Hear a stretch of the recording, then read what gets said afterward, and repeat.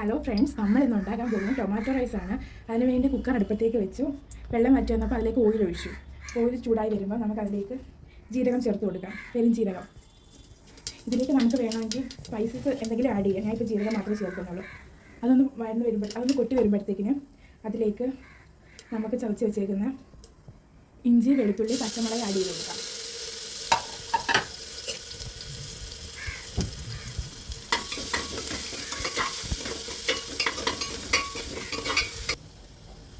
അത് നല്ല ബ്രൗൺ കളറായിട്ടുണ്ട്. ഇനി നമുക്കതിലേക്ക് സവാള ചോപ്പ് ചെയ്ത് ഇട്ട് കൊടുക്കാം.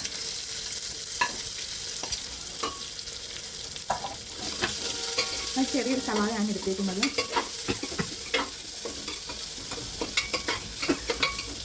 നമുക്ക് ഇതിലേക്ക് ഇച്ചിരി ഉപ്പിട്ട് കൊടുക്കാം.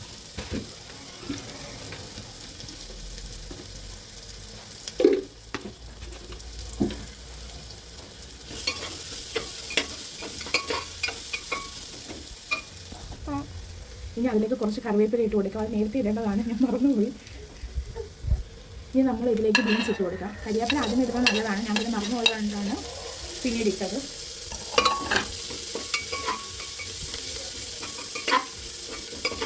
നല്ലോണം ഇളക്കി കൊടുക്കാം.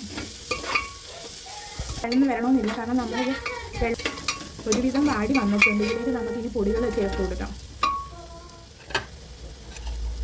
ഞാൻ ഇവിടെ എടുത്തിരിക്കുന്നത് കുറച്ച് മുളക് പൊടിയും, കുറച്ച് മല്ലിപ്പൊടി, കുറച്ച് ചിക്കൻ മസാല, കുറച്ച് ഗരം മസാല, മഞ്ഞൾപ്പൊടി, കുരുമുളക് പൊടി നമുക്കിതിലേക്ക് ചേർത്ത് കൊടുക്കാം.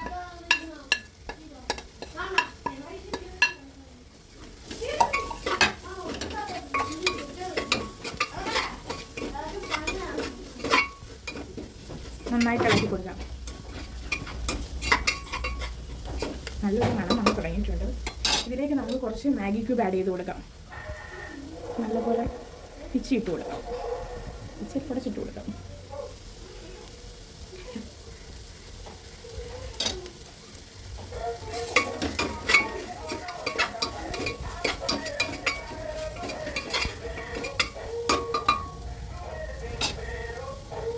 പിന്നെ ഇതിലേക്ക് 2 തക്കാളി അരച്ച് ഒഴിച്ചു കൊടുക്കാം. മീഡിയം സൈസ് തക്കാളിയാണ് ഞാൻ എടുത്തുള്ളത്.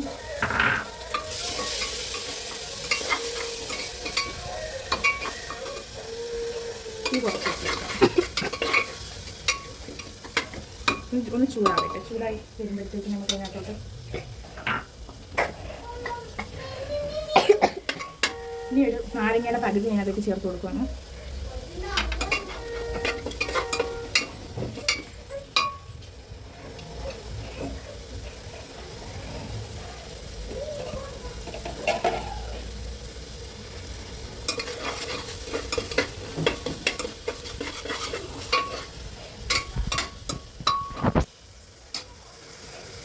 അതൊന്ന് ചൂടായി വന്നിട്ടുണ്ട്. അതിലേക്ക് നമ്മൾ കഴുകി വെച്ചേക്കുന്ന അരി ഇട്ട് കൊടുക്കാം.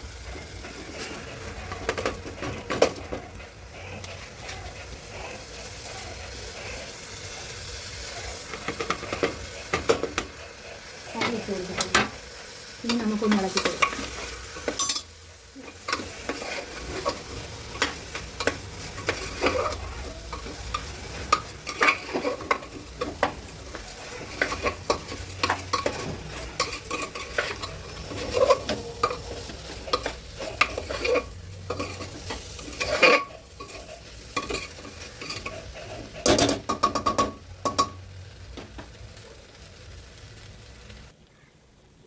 ഇതിലേക്ക് നമുക്കിനി വെള്ളം ചേർത്ത് കൊടുക്കാം. ഞാൻ ഇതിന് 1 കപ്പ് അരിയാണ് എടുത്തിട്ടുണ്ടായിരുന്നത്. ഇതിന് 1.5 കപ്പ് വെള്ളം വയ്ക്കണം നമ്മൾ. നമുക്കിതിലേക്ക് കുറച്ച് മല്ലിയിലയും കൂടി ചേർത്ത് കൊടുക്കാം. മല്ലിയില ഇട്ട് കൊടുത്തു. പിന്നെ അതിനകത്ത് കാര്യം ഇടാൻ മറന്നുപോയി. കുറച്ച് ഉപ്പ് ആഡ് ചെയ്ത് കൊടുത്തില്ല. വേവിക്കാം. 2 വിസിൽ കേൾപ്പിക്കണം. ഞാൻ മുമ്പ് ഉള്ളി വഴന്നപ്പോൾ ഇച്ചിരി ഇട്ട് കൊടുത്തായിരുന്നു ഉപ്പ്. പക്ഷേ ആ അരി ഇടുന്നതിന് മുമ്പ് കുറച്ചുകൂടി ഉപ്പ് ആഡ് ചെയ്യണമായിരുന്നു. 2 വിസിൽ കേൾക്കണം വരെ നമുക്ക് വെയിറ്റ് ചെയ്യാം. അങ്ങനെ നമ്മുടെ ടൊമാറ്റോ റൈസ് ഇവിടെ റെഡി ആയിരിക്കുന്നു. ഞാൻ അതിലേക്ക് 1 സ്പൂൺ നെയ്യും കൂടി ആഡ് ചെയ്ത് സെർവ് ചെയ്തു. പിന്നെ ഞാൻ ഒരു കാര്യം പറഞ്ഞു വിട്ടുപോയി. ഇതിലേക്ക് 1 സ്പൂൺ തൈരും കൂടി ആഡ് ചെയ്താൽ നല്ലതായിരിക്കും നമ്മളത് വേവിക്കുന്ന സമയത്ത്. നമ്മുടെ ടൊമാറ്റോ റൈസ് റെഡി. അങ്ങനെ നമ്മുടെ ടൊമാറ്റോ റൈസ് ഇവിടെ റെഡി ആയിരിക്കുന്നു. ഞാൻ അതിലേക്ക് 1 സ്പൂൺ നെയ്യും കൂടി ആഡ് ചെയ്ത് സെർവ് ചെയ്തു. പിന്നെ ഞാൻ ഒരു കാര്യം പറഞ്ഞു വിട്ടുപോയി.